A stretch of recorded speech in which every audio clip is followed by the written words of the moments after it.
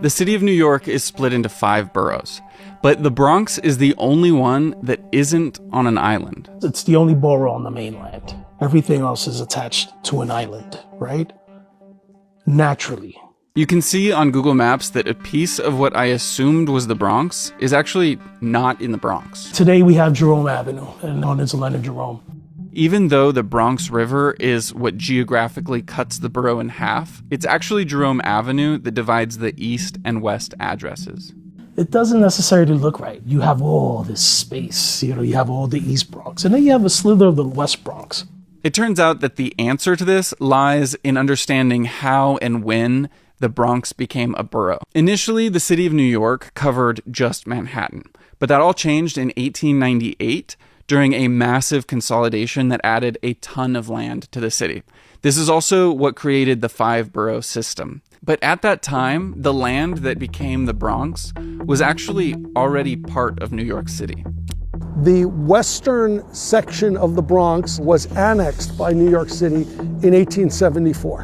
In 1895, the remainder of what we call the Bronx today was added to New York City. This section was called the Annexed District. Not a terribly colorful name until Bronx Borough was created in 1898. And Jerome Avenue was created the same year that this western portion was added to New York City. Jerome Avenue is a continuation of Fifth Avenue, which splits Manhattan Island east-west. So if you include that slither of the West Bronx and the upper Manhattan neighborhoods, Washington Heights, Inwood, it's more proportional. There was a bridge that was built across the Harlem River. It was called the Central Bridge because it connected from Fifth Avenue, Central, and for some time, Jerome Avenue was called Central Avenue. So now that we kind of have our bearings, let's look at the oldest roads that exist here. This is a map that shows the paths and settlements of Native Americans before the Dutch arrived. These were created way before Jerome Avenue, and they also followed the topography rather than some arbitrary latitude line. Many of them, the early colonists saw as being very accessible, and they just started widening these trails. These paths still mostly exist in the form of Unionport Road, Eastchester Road, Williamsbridge Road, what became the Boston Post Road, and Kingsbridge Road. The Dutch were the first colonizers to arrive and begin turning these into modern roads. And this was part of their larger colony, New Netherland, of which New Amsterdam was the capital, which is modern New York. The river was named after a settler from the Dutch era named Jonas Bronck, but it was spelled B-R-O-N-C-K. And then the river got shortened to Bronx with an X. And then when the borough was created, it was named after that river. Kingsbridge Road, part of which is today's Broadway, crossed over the Kings Bridge, and it was essential for moving goods and people and troops from the northern part of Manhattan. Kingsbridge is now the name of a road and a neighborhood, even though the actual Kings Bridge is gone. And this leads us back to the unexpected boundary that you can see on Google Maps. So right now we're at 230th Street. Right over here to my right is Marble Hill Playground. So this is one of my favorite markers in all of New York City. It reads in 2 different directions. If you face in the direction I'm facing, it reads, now entering the Bronx. And if you face in the opposite direction, it says, now entering Manhattan. The borderline runs roughly where this plaque is. This area is called Marble Hill, and it used to be physically attached to Manhattan with a creek dividing it from the Bronx. The Spuyten Creek. And it wasn't a terribly navigable waterway. It was very shallow, so large ships could not pass. When they built the Erie Canal in 1820s, there was talk of connecting the Harlem River to the Hudson River with a canal that would be deep enough for large ships to pass. So this waterway is artificial. It's called the Harlem River Ship Canal.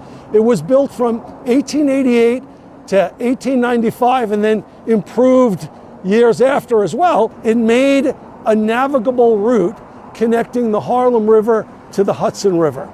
This created an island for a couple decades until it was filled in with landfill from the construction of Grand Central Terminal. This also buried Kingsbridge. So Marble Hill is a very sort of quirky place because it's really the only part of Manhattan that is physically connected to the mainland of the United States. There's also another bridge a little ways down the Harlem River that is unique for a couple of reasons. This is High Bridge, and it's not just the oldest bridge in the city, but it's also the only pedestrian-only bridge in the city. And the reason it's both of those things is because it was originally part of the Croton Aqueduct, which was the original water source for the city. It opened in 1842 and no longer carries any of the water, but is still a pedestrian bridge. And then there's the era of Robert Moses, who deeply shaped the physical and social layout of New York City through the 20th century. Within the Bronx alone, Moses is responsible for the Alexander Hamilton Bridge, the Triborough Bridge, the Whitestone Bridge, Throgs Neck Bridge, Cross Bronx Expressway, Bruckner Expressway, Deegan Expressway, Sheridan Expressway, and Throgs Neck Expressway. But let's just look at one of them. There is a bump in the route of the Cross Bronx Expressway, and the closer you look, the less it makes sense. He got a number on the borough with his Cross Bronx Expressway. This map shows it under construction, and you can see it cuts directly through this neighborhood. This is East Tremont. In the 1920s, this neighborhood became an incredible place for people who were moving from rural European farm towns to acclimate to city living. By the 1940s, it was home to Jews, Germans, Slavs, blacks, and Puerto Ricans. There was a train nearby, so commuting to the city was doable. There was a park close for the families and the kids. This neighborhood played an essential role as a stepping stone for many of these immigrant families who were leaving the slums of the Lower East Side. And it was, by all measures, a safe, loved neighborhood. And this is what makes that bump in the expressway confusing. There's a pretty clear alternative. In Robert Caro's book, The Power Broker, he dedicates 2 chapters to this single mile of road. Caro says that if the road had been rerouted along the edge of Crotona Park, 1,530 apartments would be saved at no cost to anyone. The road would not be made any longer. Its curves would not be made sharper.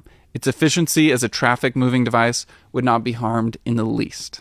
And look, New York City is a massive city that was built on colonial roads. So I understand the concept of needing new infrastructure that can carry and support more people. But that's not the problem I have with Robert Moses. The problem I have with Robert Moses is how he did it.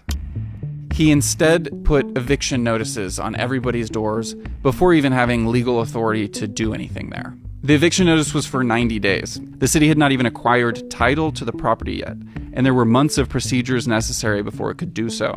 The use of the 90-day figure was a scare tactic, quote, to shake them up a little and get them moving, a Moses aide explains.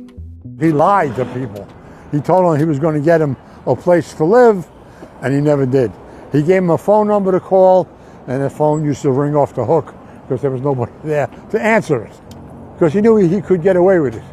And then he went on to create the blight that he claimed he was cleaning up. Even though this was a functioning, loved neighborhood, he stopped providing civil services. Moses displaced over 10,000 people in this stretch and destroyed the community there. It's the way that he did it. See, Moses used to threaten the politicians. 44 years, only J. Edgar Hoover had power longer than Robert Moses. And this was not an elected official. He was just an appointee. And that's just 1 mile in the 130 miles of expressway that Robert Moses built in New York City. You can imagine how much this disrupted the social fabric of the Bronx. The South Bronx slowly became this place that symbolized poverty. And then later on, as the city started experiencing economic, disparities in the 60s and 70s, all of a sudden the South Bronx became this poster child for urban decay and destruction. Throughout the 1970s, the South Bronx was basically perpetually on fire. There were tracts of land that lost almost 100% of their buildings to these fires, and many of them that lost at least half. If you look at which area experienced the most burning, It's not coincidental that that lines up pretty perfectly with the area that had been redlined some 30 years before. Redlining was the practice of rating areas by their desirability based on race, and it determined a lot about the area, like the property value and the insurance claims that you can get. But what's cool about the Bronx is that at this time, in these ashes, hip-hop was born. In my experience in the Bronx, people are very welcoming and very proud of it. You know, they'll tell you, yeah, I'm from the Bronx. Where? Well, I'm from Hunts Point, you know, like, but it's always the Bronx first. I'll see you guys in another video super soon. Peace.